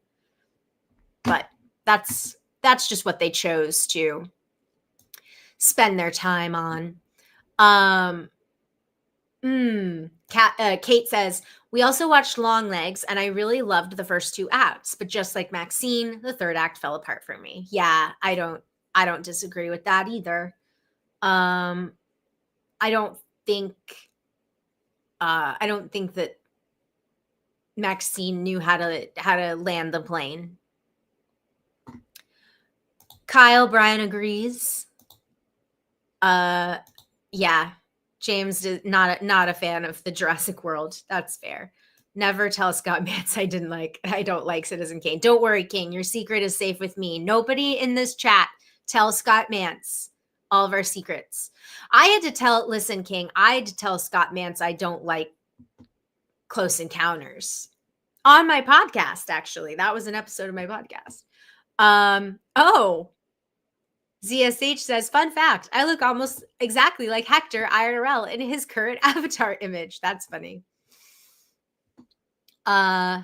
Okay. Citizen Kane is the Citizen Kane of Citizen Kane movies. These takes are just collapsing on themselves. All right. Let's see what else we got. Yeah, this is fun. Adam says, this is awesome to see Clarke and everyone talk about films again and enjoying films. Any chance of more horror talk? I've missed hearing your takes on horror films and the deeper commentaries. Love that question, Adam. Thank you. Yeah, I do love talking about the horror movies. That's a great question. To find a platform, maybe like a horror movie talk special or something once a month. All the horror stuff. I don't know. That's a good question, though. I do love talking about horror movies and giving analysis. You know that I do. All right. Yeah, I know I said white Mike. Oops. Okay, we'll close out with a couple more. Oh my God, chat. You're moving so fast. Oh my God, I can't keep up with you. Okay, I'm gonna have to go faster. I gotta go faster. Okay. Must go faster. Speaking of Jurassic. Okay. So James says, like The Godfathers, not my favorite movies. Brian says, unpopular James Cameron opinions. Titanic is a technical achievement, but the script is awful. Avatar is overrated. Having a few billion-dollar film movies doesn't make you the greatest filmmaker. I used to feel like you, Brian, and then I watched Titanic on a giant boat, like literally on a giant boat. And I was like, this is the greatest movie ever made. I love As Just Hills Have Eyes better than the original, and so upsetting. Kai, yes, great shout out. Props to Nora Ephron for What Is It with Men and The Godfather? And You've Got Mail. It's so true. James Cameron has never been the best or most subtle writer. Unpopular opinion, State Farm should buy the DCU. That's funny. Ruth from Golden Girls, St. Olaf is upset. I was looking for a hot take that no one would agree with. Love Betty, RIP to the GOAT. Adam says, that's true, Clarke, about the Hills remake being post 9/11. Sociology is my thing. And I would throw in Wrong Turn, Texas Chainsaw remake, and many other horror films of the aughts have post 9/11 commentary. Absolutely. Kate, Golden Girls is the only good TV on late night cable nowadays. Kirsten Dunst is a beautiful. Okay.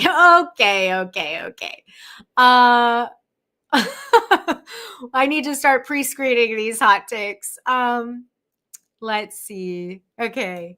Oh, was badly lit. Yeah. Badly lit is, yes. Great. I get what you're saying now. Yes.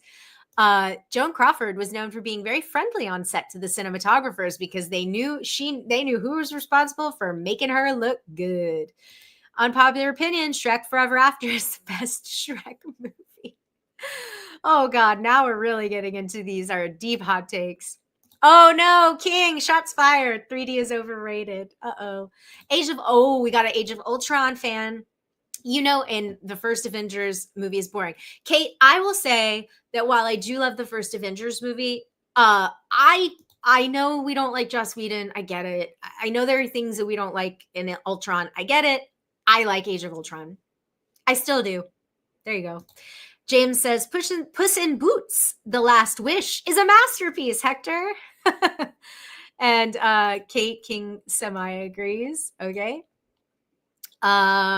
Let's see. Yes, I will have to watch the most recent State Farm campaign. Oh, Steven. This is a hill I will die on. We will stand side by side and we will accept the slings and arrows of the nerds. Yes, yes, yes, 1,000 times yes. Michelle Pfeiffer's performance as Catwoman is better than either Oscar-winning Joker performance. Yes, yes, yes. Totally agree. She is so good.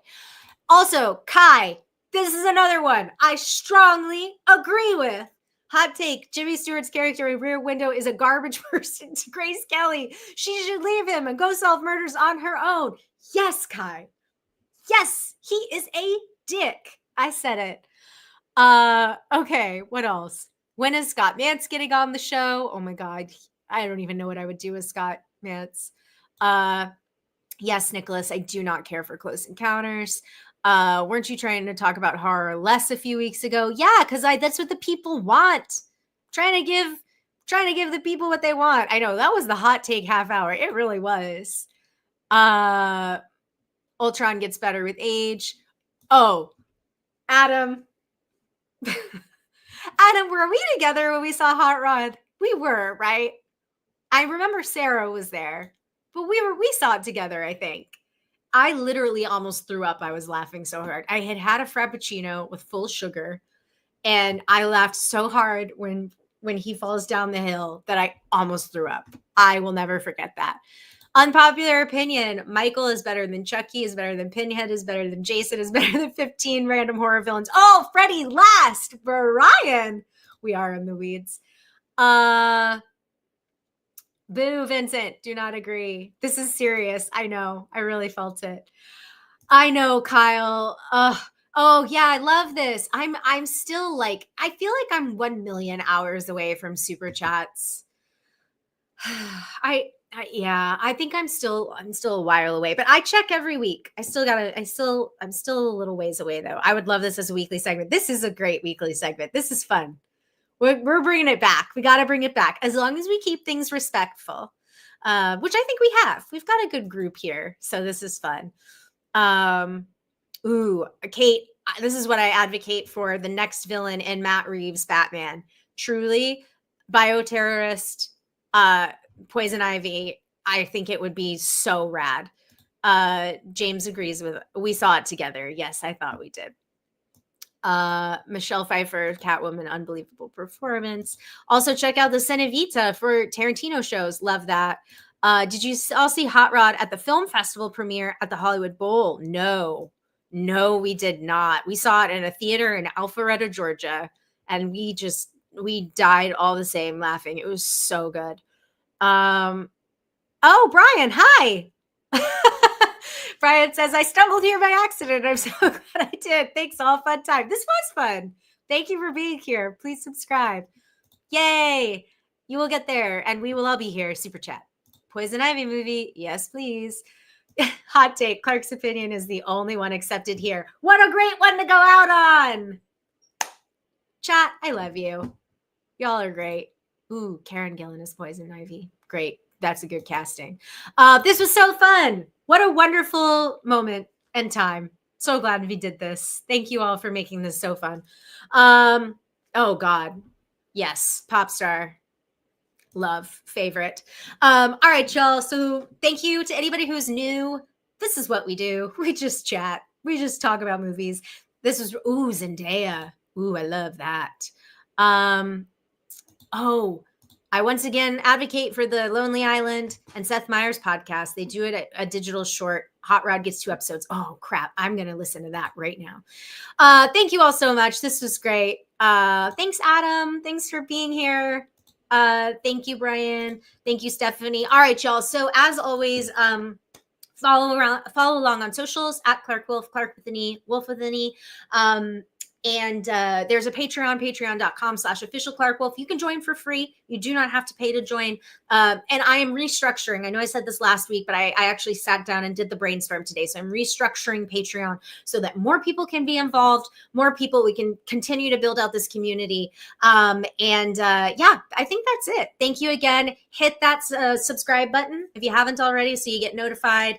Our motto, we'll save this debate for next time. Let's save this debate. So chat, this is your job. Think about this. Colin Trevorrow versus Mark Webb. I know what I think.